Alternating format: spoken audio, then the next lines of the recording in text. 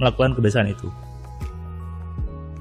Orang miskin punya kebiasaan, orang kaya juga punya kebiasaan. Tinggal kamu sekarang mau meniru kebiasaannya orang miskin ataukah meniru kebiasaannya orang kaya. Tentu kalau kamu ingin kaya maka harus meniru kebiasaannya orang kaya. Gampang sebetulnya. Kamu bisa cari orang-orang kaya dekat kamu tiru aja apa yang dia biasa lakukan. Maka pasti hidup kamu lebih kaya dari sekarang. Itu sudah pasti. Nah, supaya kamu tidak bingung lagi apa sih kebiasaannya yang harus dilakukan, saya menyimpulkan ada 5 hal yang harus dibiasakan di dalam hidup kamu supaya hidup kamu kaya dan lebih kaya dari sebelumnya. Hal yang pertama adalah berhentilah mengeluh. Ini yang membuat orang menjadi tidak nyaman hidupnya. Karena sedikit-sedikit mengeluh, sedikit-sedikit mengatakan hidupnya tidak nyaman, sedikit mengatakan hidupnya susah. Oke, kena macet, ngomel, kena antri di bank lama, ngomel, ngeluh. Yang lucunya, ngeluhnya dipublis di medsos, dipublis di Facebook, dipublis di stories Instagram, dipublis di WA. Saya kadang bingung, apa tujuannya mempublis sebuah keluhan di media sosial? Tahukah kamu bahwa ketika kamu mempublis sebuah keluhan, maka otomatis kamu sedang menarik banyak hal negatif lain.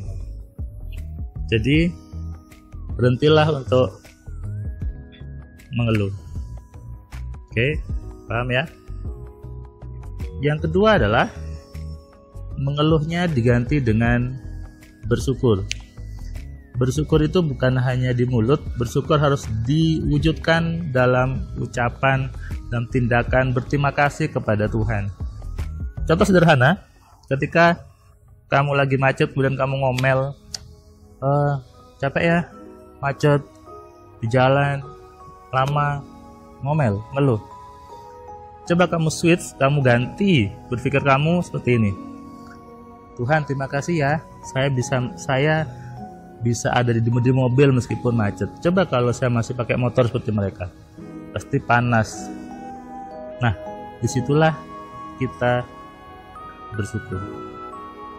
Oke, jadi bersyukur bukan hanya di mulut, tapi juga harus dengan tindakan nyata, dengan mengubah pola pikir yang benar. Hal ketiga yang perlu kamu jadikan kebiasaan adalah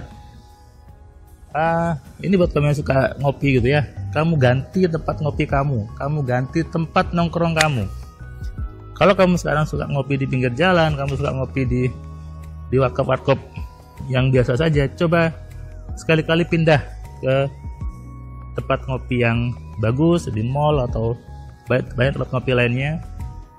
Itu penting. Kenapa? Kalau kamu ngopinya di warkop pinggir jalan, inputan sugesti yang masuk adalah hal-hal yang tidak enak, ya kan? Biasanya di warkop pinggir jalan yang diomongin kesederhanaan, kesabaran, hutang kecil aja jadi masalah besar.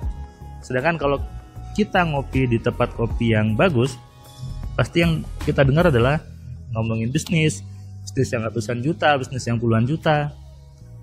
Orangnya juga rapi-rapi, orang juga keren-keren. Nah, itu yang nantinya menstimulus pikiran kita untuk menarik rezeki dari jalan manapun juga. Oke, paham ya? Langkah keempat adalah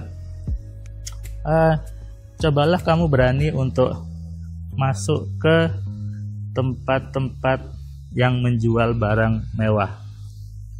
Misalnya, kamu ke mall, kamu cari tempat yang jual jam tangan harganya jutaan atau jam tangan puluhan juta, masuk aja ke sana. Atau pergi ke tempat di mall yang tempat jual tas yang harganya juga jutaan, harganya puluhan juta, kamu masuk ke sana. Masuk aja ke sana. Kamu rasakan auranya. Kamu lihat orang-orang yang bisa membeli barang-barang itu dengan mudahnya tanpa dia komplain apapun juga. Itu butuh keberanian. Sekali lagi, itu butuh keberanian dan butuh komitmen. Kalau kamu ingin hidupmu kaya dan lebih kaya, maka cobalah masuk ke zona-zona tempat barang mewah, sehingga itu merangsang pikiran kamu untuk bekerja lebih maksimal, menarik rezeki dari jalan manapun juga. Yang kelima, yang terakhir adalah bebaskan pikiran kamu. Banyak orang kadang terbelenggu pikirannya dengan hal yang keraguan, hal ketakutan, hal yang membatasi pikirannya. Sekarang bebaskan pikirannya dan biarkan pikiran kamu lepas, pikiran kamu bebas. Kenapa? Karena Tuhan menyuruh kita untuk berpikir, jadi membebaskan pikirannya dari hal-hal yang mengekang dan ragu-ragu.